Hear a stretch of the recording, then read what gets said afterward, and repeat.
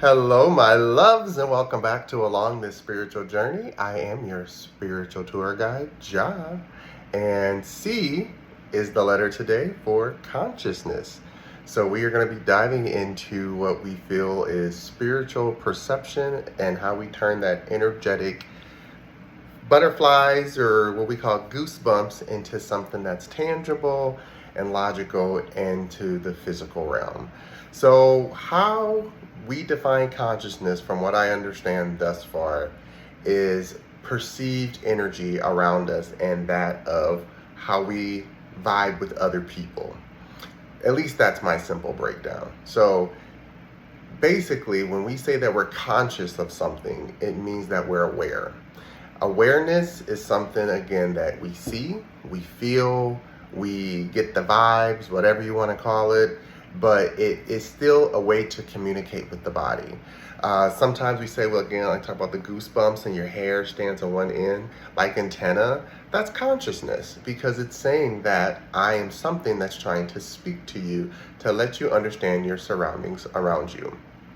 So consciousness for me has always been something that I think is more about the interpretation of your emotions and energy versus just logic alone. I know a lot of times when consciousness is presented, it is something that comes off as like intellectual property, or how you communicate with others as far as didactic, or in school, or in writing, or in all that, which is all true. This is all an element of consciousness. But consciousness on the spiritual level or aspect comes back to how well can you interpret that information from the perceived 3D world that we live in into the inner emotions, as well as the mental emotions. Because when I say inner emotions, I mean what we feel with the body. Mental emotions, I feel, are more so in the ethers, because when we think with our mind, it doesn't feel like it's a part of us, even though it's a part of us. And most people identify as their mind, even though they are not aware that their mind is running certain attributes of their emotions. And when we are tapped into our mind only, which is when you meet someone who says, I'm logical, I'm a logical thinker. Logic means you only go by what you see and what you can feel.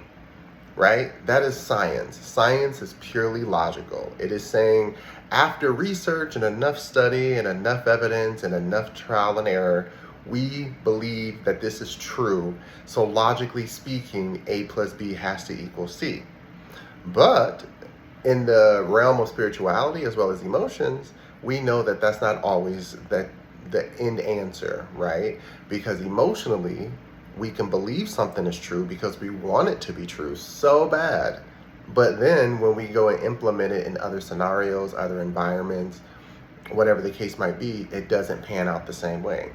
Like if you did an experiment in the desert versus somewhere that's snowfield, you're probably going to get some different outcomes. You can still get to some logical answers that are perceived through, again, temperature and all this, and different avenues of, again, science. I don't like to go too deep into science because I don't want anyone to come for me and say, that's incorrect. I am more about observation of the physical realm, which anybody can do. Any human can do, any animal can do, any sentient being can do, because it's right here experiencing us while we experience it. So when we see consciousness, like in our emotional realm, it's how we're feeling, what we're going through, what do those emotions mean, right? Sometimes we forget to identify our emotions as living beings, but our emotions are living beings. Because if we did not have emotions, we'd be a robot. We would need programming to tell us what to do. Even though emotions are a type of programming, they're more experience that become the program, versus a program that's pre-written out, predestined, right? That someone, we can say spirit, universe, whatever, has created for us, which is destiny. And that brings it back to the free will topic. So let me not go too far. But when we understand that we have to experience life first to perceive, that's when our consciousness starts to kick in and communicate with us. Because If we're only basing life off of what is given to us, to me, that's not genuine consciousness. That's just rules. That's just tools that aid us along this journey. But consciousness for me is more about the spiritual practice of what tools and what things come to me naturally that I can utilize to communicate with others in a way that they can integrate back into their own daily life. It's not always going to make sense because, again, it's hard to really break down these concepts in a way that is tangible to everyone. But what I try to do is give as many examples as possible so that it feels like, okay, if this doesn't make sense, then maybe that'll make sense. And so when I was saying the free will, that part is something that comes along with the conscious awareness, as well as the awakening, as well as the belief, which I talked about in the first two videos. And so it all kind of comes together. So A and B does equal C. Get it? In this aspect. So when you take awakening with your beliefs, they together equal your consciousness. And so then you wake up into this understanding of there's something greater than me. There's something out there. And I don't mean greater as better than. I mean greater that it's bigger in concept than, right? And so our free will allows us the choice to participate. See, a lot of times people think that because you are in the spiritual realm, that it all is just coming to you naturally and you have to take it on all these things that are coming to you. No, I say you get to select what part of the consciousness you want to watch, just like TV, right? You choose the channel. First of all, you choose the medium, maybe your computer or the tablet or actual television, right? That's the medium. Then you get to choose the software. So is it going to be the internet? Is it going to be broadcast cable? Is it going to be radio or an antenna, right? And then from there, you choose the channel. So now you're tuning into the channel. Which channels come through your frequency that vibrate on your level? Whatever channel you can tune into, because remember, it's just like choosing TV. There's some channels that you can easily select and just tap into. And then there are others where it's not that easy. You can see the channel, you can see you can hear sound and stuff, but it's a little fuzzy. And until you get the proper medium, whatever that might be, again, right?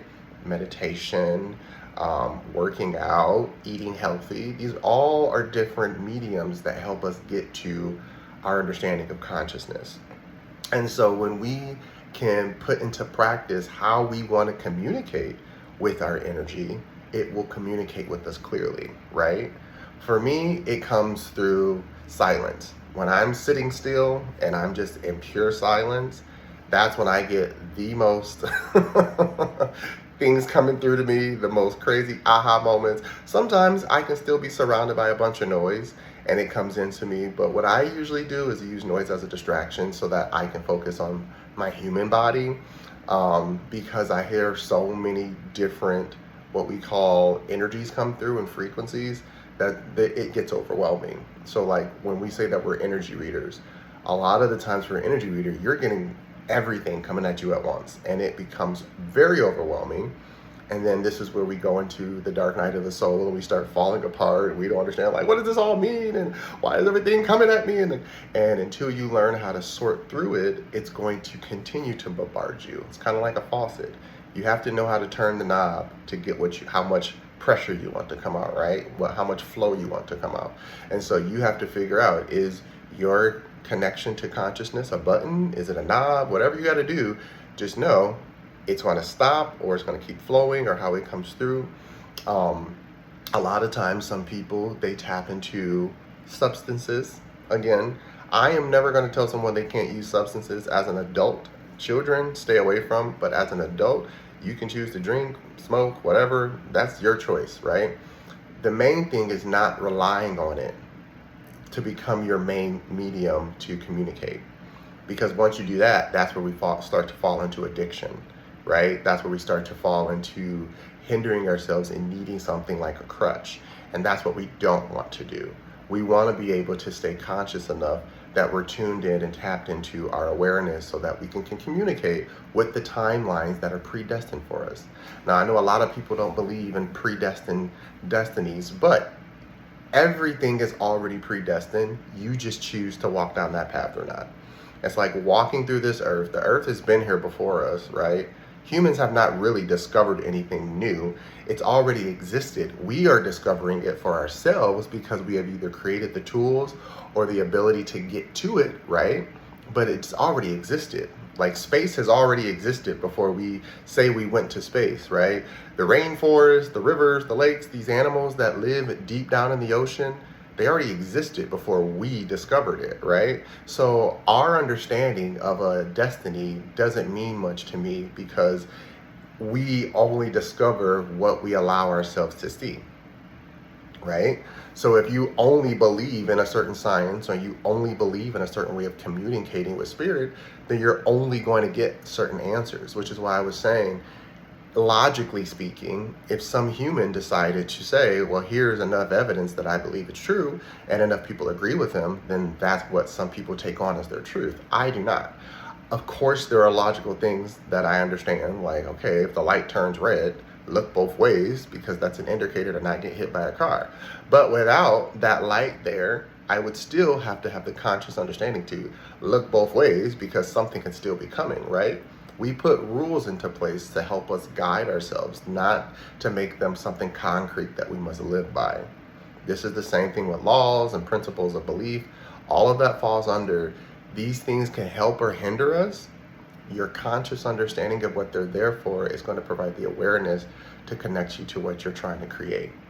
And so for me, consciousness is always about allowing myself to just be still.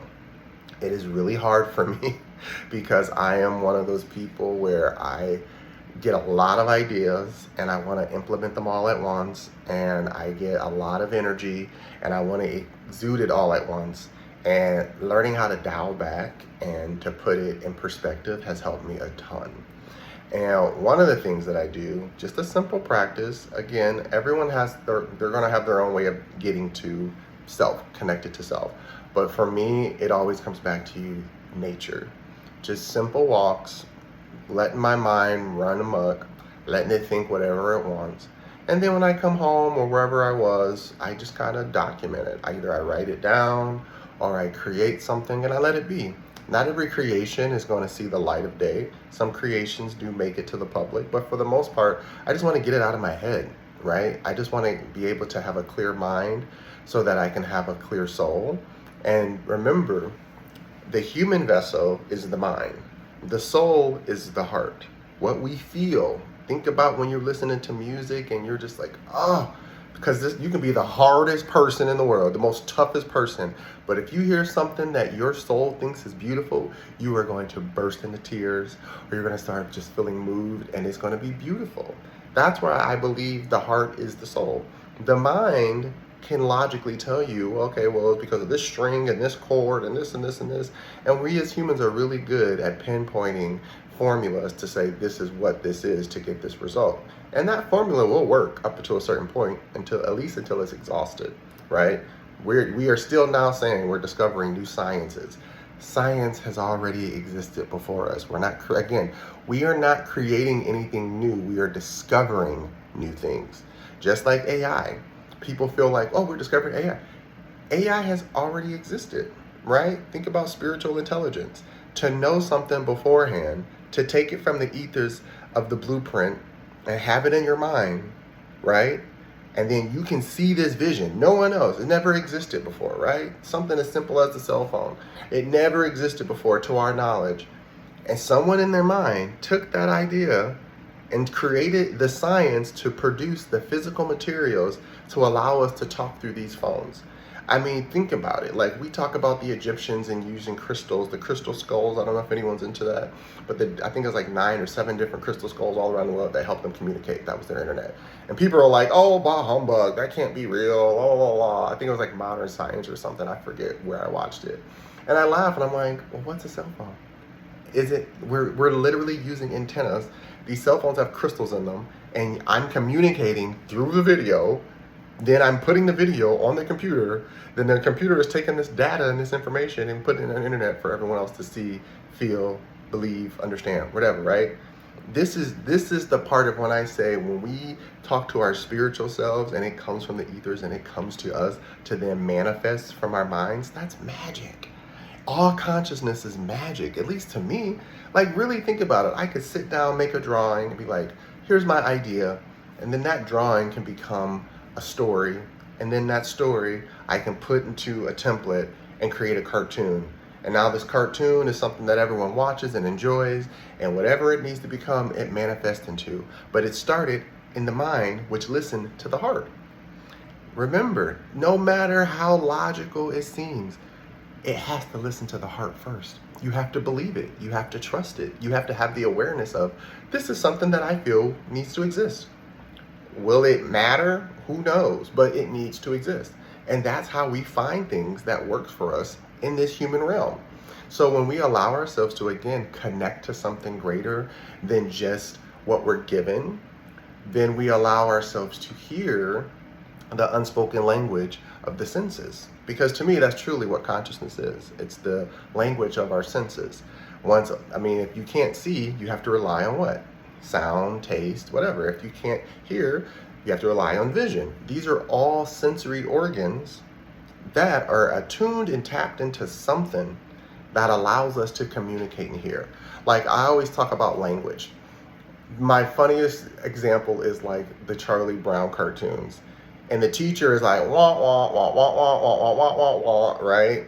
But they understand what they're saying. We don't understand. So you have to be able to tune in to whatever that wah, wah, wah is for it to become words. Same thing when we hear other languages. It sounds like complete whatever to us. Like, we are like, what are they saying? I don't understand. But that sound, those vibrations, those things are connected to a meaning. Right? I love the Tower of Babel. I love that theory because, again, I still believe it's true, but some people say it's just a theory. But you really think about it. As humans, if we all started from the same species, right? At some point, our brains still developed the same way, and we had to learn how to make sound into words and meaning. At one point, it was probably guttural, and we were just, right? But those became, this is what I'm trying to say, like with eyes and the body and get communication. And then somebody decided to say, okay, well, let's create words, let's create definitions, let's create syntax so that we can now put all this stuff together and make a language so that we can communicate more effectively. That's consciousness, right? You have to be aware enough to understand, like, I'm a species of something, I'm alive, and I need to understand how to understand, right? I know that sounds weird, but you have to be taught how to understand. Some people just understand automatically by just pure, I'm going to say, acceptance, right? Because in order to allow something to happen, you kind of have to accept what you're being told or seen, even if you don't agree with it. That's the funny part. That's the duality of everything. I say there's duality in all, good and bad, however we want to look at it, as above, so below. But acceptance just means you're allowing yourself to see it. Because if you don't want to see it, then you say, I don't accept it. I didn't see anything, I don't know anything, I don't believe anything, there. But if you say, okay, I don't agree with that, but I accept that I saw it, okay, right?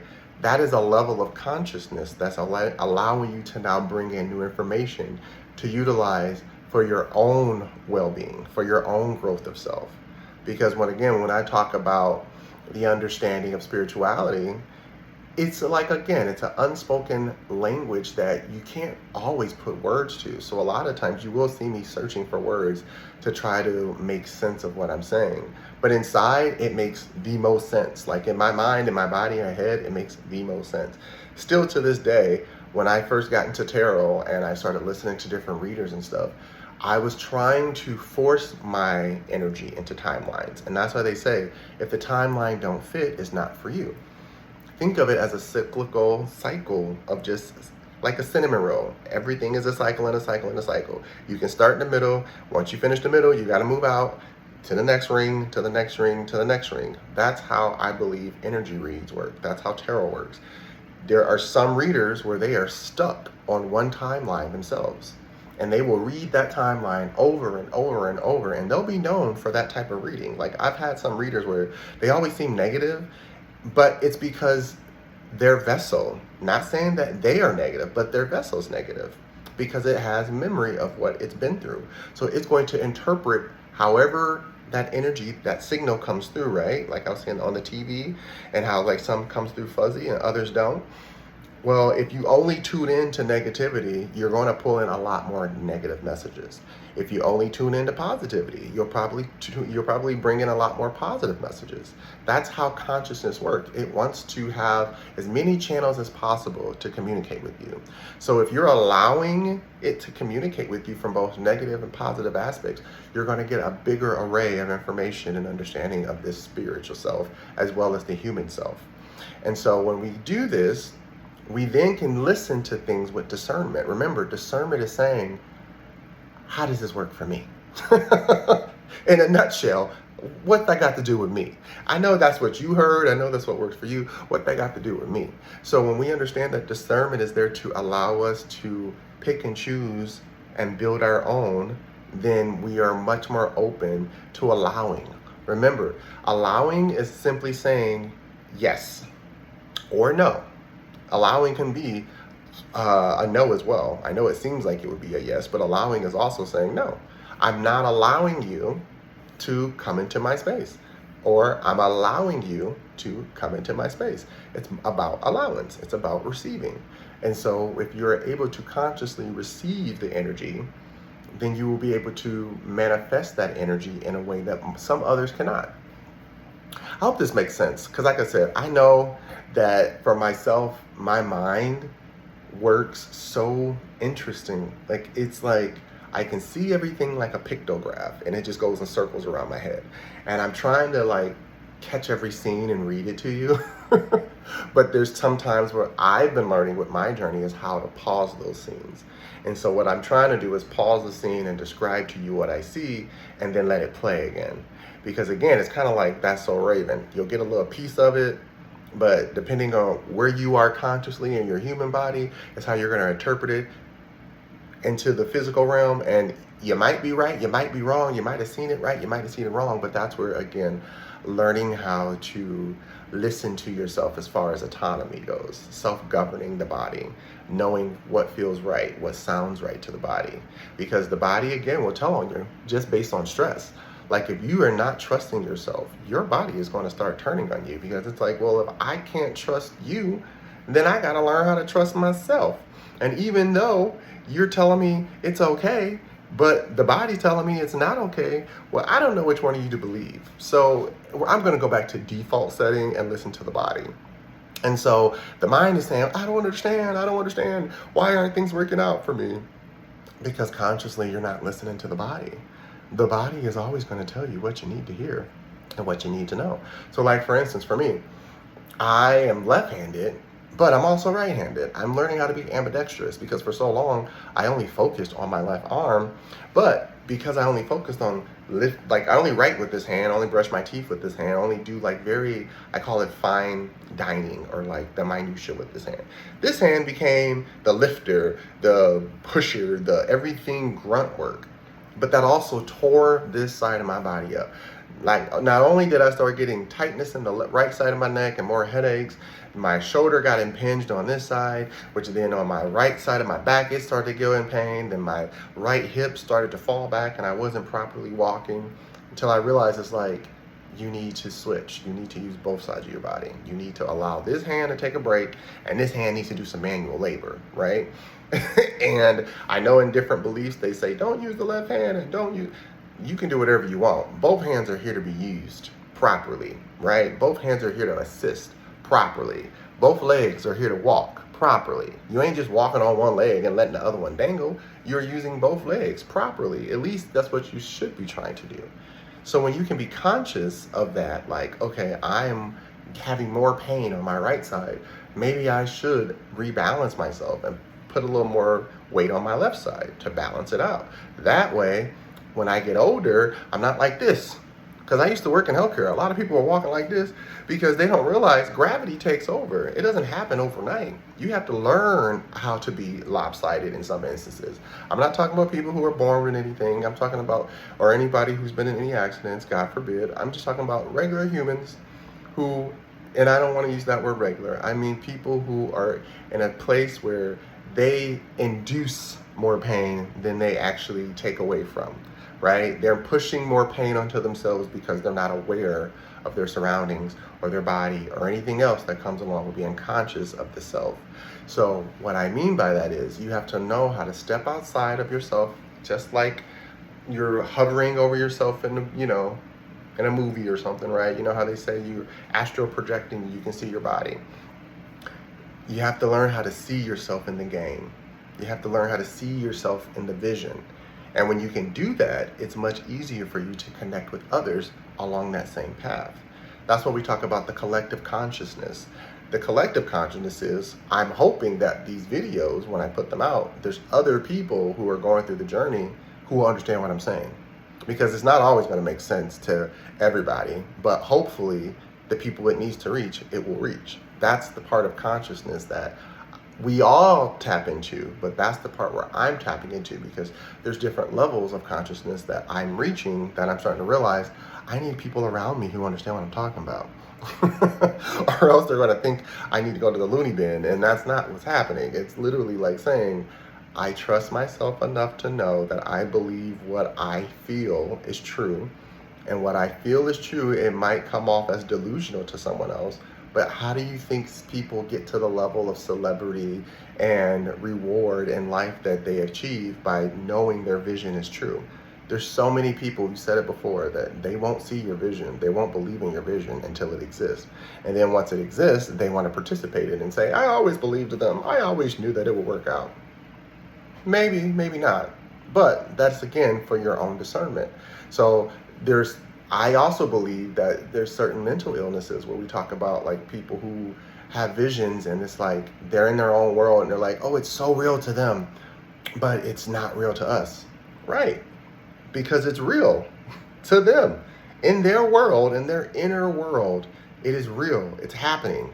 So no matter how much we say it's not happening on the outside 3D realm, on the 4D, on the 5D, on the 6D, wherever they are along their consciousness journey, it's happening to them. And we, as humans, have to learn how to receive that. We can't just keep pushing things aside and saying, I don't agree with that because I don't see it. That's not how consciousness works. Consciousness comes to you however it comes to you. And again, it can come through altered states of being. It could come to you in, unfortunately, sometimes accidents, reawakens people. There's a lot of times, again, where you'll go through something really tragic and it just awakes you up. Why is that? No one ever questions that, right? You can be just a regular person walking around believing what everyone else believes, and then out of nowhere, you get hit by a car. It changes your whole life and perspective. You have a new sense of awareness and understanding of life, and then you actually can tap into parts of you that you never could tap into before. What do you call that? I call it consciousness, but I would love to know what other people call that, because it's like, at what point do we start trusting the self? And how do we trust the self? And so what I like to do is I like to help people with their confidence. I think that is the first step to consciousness. Integration is having confidence in self. There's going to be things in life where it's going to be hard to be the only one who stands out, but sometimes you're going to have to. And believe it or not, when you stand out, you will become like this flashing light example to the people who've been looking for you. I always say I'm a lighthouse, and I'm here to just shine. I'm not here to go seek out boats seek out me. So I just need to keep my light on and allow my light to shine, and whoever needs to see that light or can see that light will come closer to it, and they'll know they're not alone. That's the part of consciousness that I think is most important when we're learning about the spiritual self and the spiritual world and our spiritual abilities. Again, there are many different things we call them. We say there's clairaudience, clairsentience, there's all the clairs, right? But the point is how are you tuning into them? How are you trusting self to let them flow without hindering the message? Because a lot of times, even when I make these videos, I'll get off and watch them, and in my mind I'm talking and I'm like, I don't know what I'm saying right now. Like, it doesn't make sense to me. And then I'll watch it and I'm like, oh my gosh, that makes so much sense. Because again, I'm not stopping the message. I'm allowing it to flow through the vessel, because I'm confident enough to know that it doesn't. Every message is not meant for me. So I don't need to curate it to sound perfect. I just got to get it out. And if I get it out in a way that's confident enough for that road to open, consciousness is going to drive all along that road, and it's going to be able to come into this physical realm and work with those it needs to work with. So that's the part of these videos that I'm hoping it helps, right? A lot of the times, like, I know what I need to do for myself, for my journey, but a lot of times some people just need a little guidance. Sometimes I can have all this information and none of it makes sense, and you can watch the video and get 2 words and it unlocks something. That's called an activation, right? That's the part of the consciousness that we're trying to tune into, is the activation side, where we can allow ourselves to be open to receive. So again, I hope this makes sense. Thank you if you made it this far into the video. We will be doing, our next letter is D. And again, you can wait for the word. But again, thank you for joining me along this spiritual journey. You can check me out on TikTok. I do have some old videos on there as well. I archive them also on here. So if you want to go back and binge watch some of my old videos, do so. This series is again about teaching you how to open up to the spiritual journey without making it feel like a hindrance. It's not as scary as people make it seem. And honestly, it's not even as profound as people make it seem. It's just being a human. We are simply antenna. We're meant to be able to be tuned in. So work on yourself so that you can allow the message to come through the way it needs to, and it will. You will receive it, and you will believe what you need to believe to create what you have to create. So again, go ahead and push that like button, join, subscribe, share. I would love to get the word out more about this series. So again, thank you for joining me, and I'll see you next time. Mwah.